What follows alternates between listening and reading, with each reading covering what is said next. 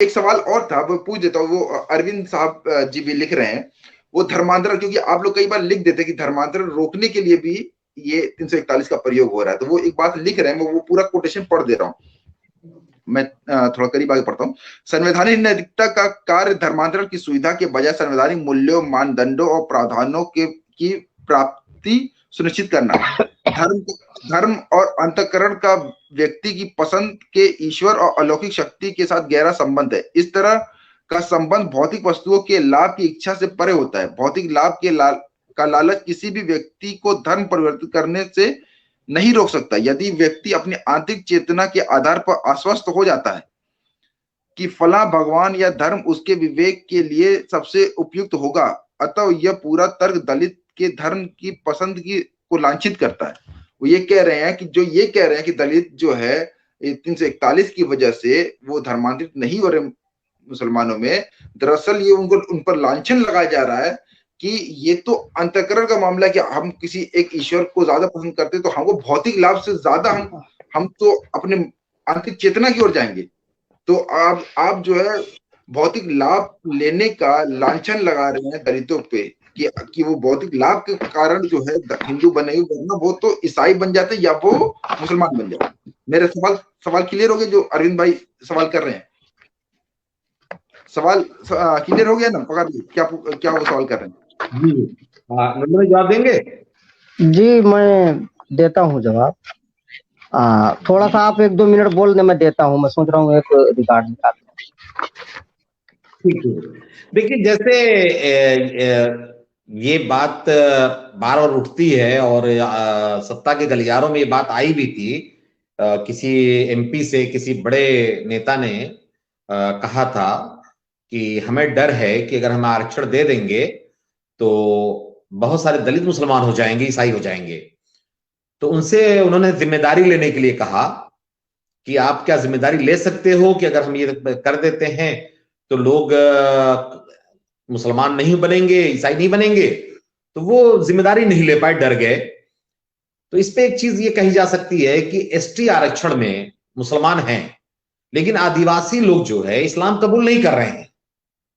तो ये बात इक्का दुक्का तो कहा जा सकता है, लेकिन ये बात बहुत अहम नहीं है।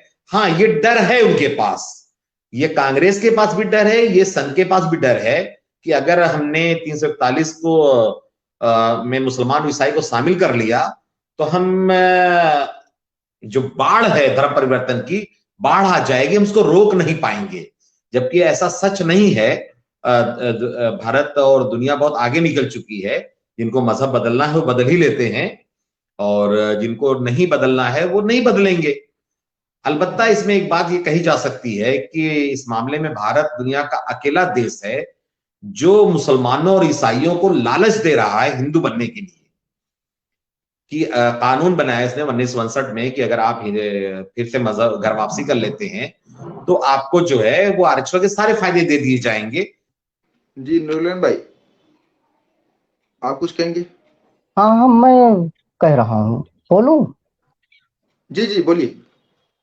देखिए ऐसा है कि ईसाई मिशनरियों पर तो लगातार ये आरोप लग ही रहा है, मुसलमानों पर भी लग रहा है। उनका अपना एक आकलन है, वो तनहा उनका आकलन है, वो आकलन सही नहीं है।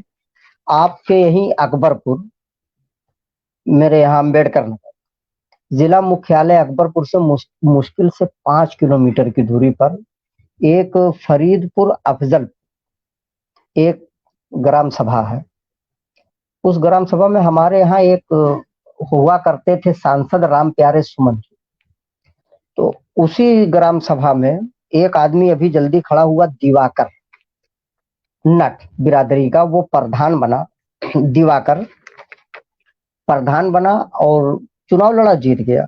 उसकी प्रधान बनने के बाद नंदलाल यादव नाम के एक आदमी ने आपत्ति लगाई प्रधान बनने के बाद, और डॉक्यूमेंट्स निकालना शुरू किया कि ये मुस्लिम नट है, ये हिंदू नट बन करके आरक्षण ले लिया क्योंकि सीट सुरक्षित थी।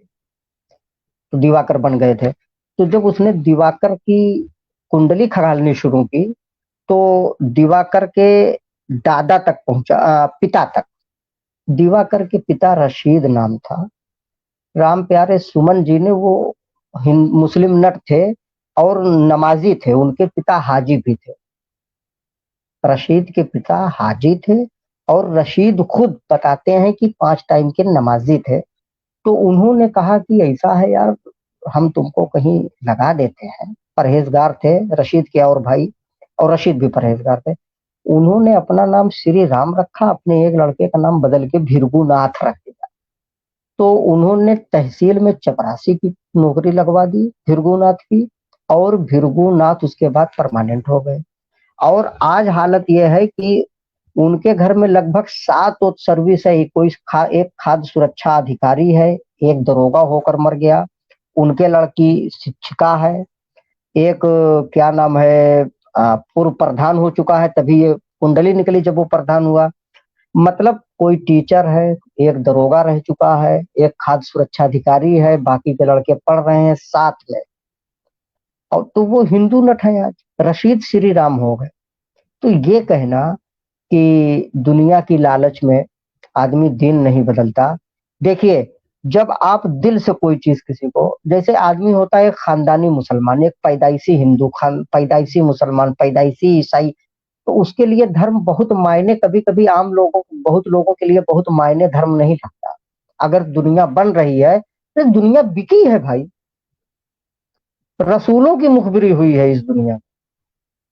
ये किसने कह दिया कि क्या नाम है पैसा मायने नहीं रखता? अगर पैसा मायने ना रखता, ये बताइए कि नैतिकता, ईमानदारी कौन सा धर्म नहीं सिखाता? किस ऑफिस में ऊपरी आमदनी की बात नहीं होती, बिना पैसा दिए काम होता है?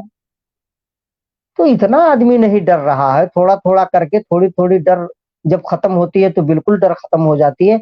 ये सब कहने वाली बात है। ईमानदारी है? आप बताइए, भ्रष्टाचार किस ऑफिस में नहीं? अच्छा, भैया 20 रुपया दीजिए तो तारीख लगती है। नोएल, मैं आप ही की बात ऐड कर रहा हूँ। मैंने एक नट साथी से भी इंटरव्यू लिया था, पसमानदा डेमोक्रेसी पे, वो इंटरव्यू मौजूद है। तो उन्होंने बताया, जो आप बात बोल रहे हैं, वो ये बात बोले कि हमको नहीं मिलता है आरक्षण। तो हमारे ही साथी, वो मुस्लिम थे, हमारे ही साथी जो है वो हिंदू बन के आरक्षण ले लेते। तो मैं बोला कि ये तो बड़ा खतरनाक है, अगर पकड़े गए तो कार्रवाई हो जाएगी।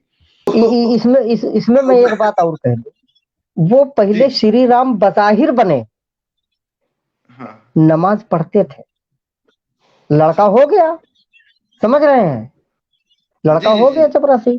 वो बज़ाहिर नाम से केवल बने थे, बाकी नमाज पढ़ते थे। आज की पीढ़ी ये है कि एकदम हो गई। तो अरे भाई, समीर वान खेड़े को लेकर मुझे ये शक है कि वो वाकई में मुस्लिम है, आरक्षण के लिए तो नहीं ऐसा किया। मुझे ऐसा शक कभी कभी होता है। बल्कि ये सवाल होना चाहिए कि एक आदमी को धर्म क्यों छिपाना पड़ रहा है? ये तो बहुत बड़ा इशू है। तो ऐसा नहीं है, पैसा बड़ा मायने रखता है। वो अरे भैया, बड़ा मशहूर गाना, ईसा पीर न मूसा पीर, सबसे बड़ा है पैसा पीर।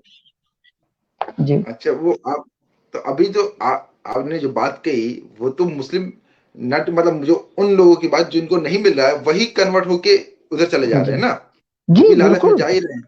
अगर हम चलिए, अरविंद भाई की भावना आहत ना हो तो हम अपने मुस्लिम दलितों की तो बात कर सकते हैं कि वो, जैसे आपने एग्जांपल दिया, मैं कह रहा हूँ कि एक मैंने वीडियो इंटरव्यू भी लिया नट भाई से, तो उन्होंने भी ये बात कबूल की है कि इस तरीके से होता है।